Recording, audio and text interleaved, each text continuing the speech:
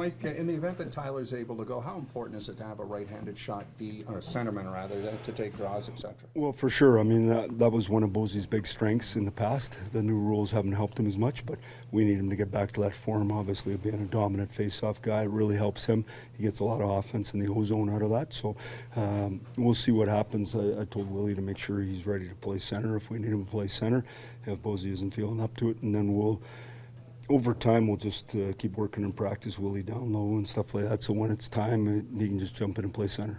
Just overall, Bozak was saying he hasn't been really happy with how the season's gone overall for him. What have you seen from him in terms of production, in terms of like getting to the net, that sort of thing? Well, I think the big thing for Bosey is just like I say when you asked me about Mitch and Luck yesterday, I say the same thing every time, is if you, first thing you do is you own it, and he's done that, which is fantastic. The second thing you do is you get to work.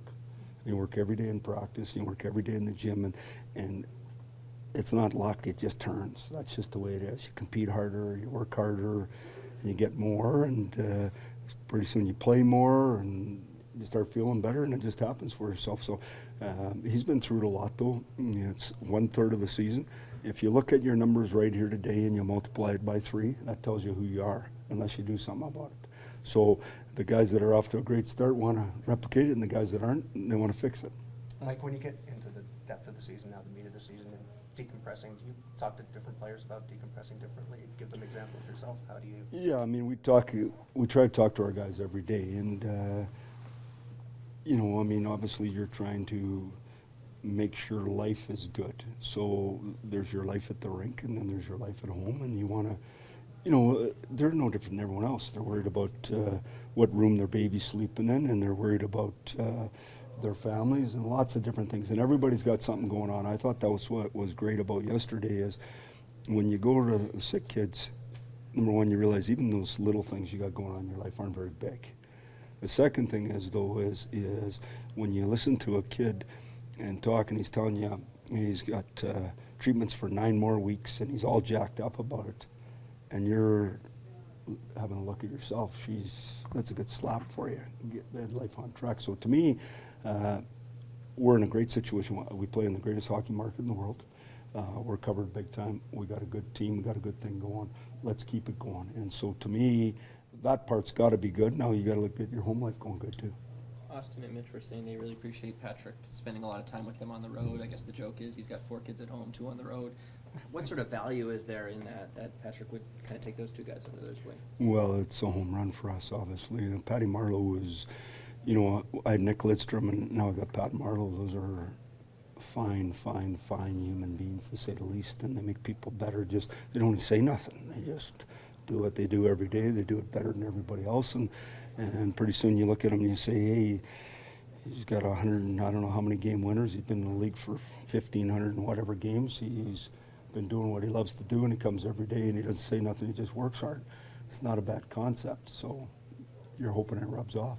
Along that same line, Ron Hainsey, with the impact he's had penalty killing, playing alongside Morgan, hard minutes, how has he performed based on your expectations of what you had for him coming into the season? Well, we liked Haynes. It worked out real good. His wife was from Hamilton. You know, lots of this recruiting of free agents is, you know, sure it's money and it's opportunity, but it's a lot of things to do with life too. And so we're lucky to get him, and no different than Patrick Marleau. You know, for example, Haynes met with me on a couple of things today, just for the team. You know, he's got a voice, and because he plays good and he's a good pro and he does it right, you get a voice in the room. And, you know, he's a good guy in our team, and so no different than Patty. That way, they have a major impact. He came to you with wanting the meeting? Yeah, with wanting to what? With wanting the meeting? Oh, no, he just wanted to chat. Yeah, he wanted to straighten a few things out. That's what he's supposed to do. Coach, when it comes to creating scoring chances, how much are you looking at your defensemen to, I guess, shoot deliberately wide to get deflections or tips, or just to get pucks deep? Well, for tips, for sure. I mean, it's everybody blocks shots. They're in the lane all the time. You got to find a different way to get the puck to the net and create scoring chances. So we're fortunate that our D really helps us generate offense. We got, I think, the second highest scoring D in the National Hockey League, and we appreciate that. Some things they got a full green light on, other things they don't. But obviously, them being involved in the offense is critical for us to have success. when you look back, say, at January 1st to now, how do you think this team has grown in terms of its own confidence and expectations? Well, I think expectations is different, but, you know, let's just knock on some wood here. I know every time we get talking too good about our team, what happens? So we got a game, and we haven't been as good at home. Let's get prepared, let's be hungry, and just understand the only thing that really matters in the NHL, if you win today, everything's okay, so it's a big day tomorrow. Mike, when you were coming up as a young coach, was there somebody who kind of took you under their wing, or memories that you have of that that really helped you out? Well, I think, yeah, I go through lots. I started at Red Deer College, and there was a guy at Perry Pern at Nate, and his teams were at the start better than mine, and so I just stole everything he did.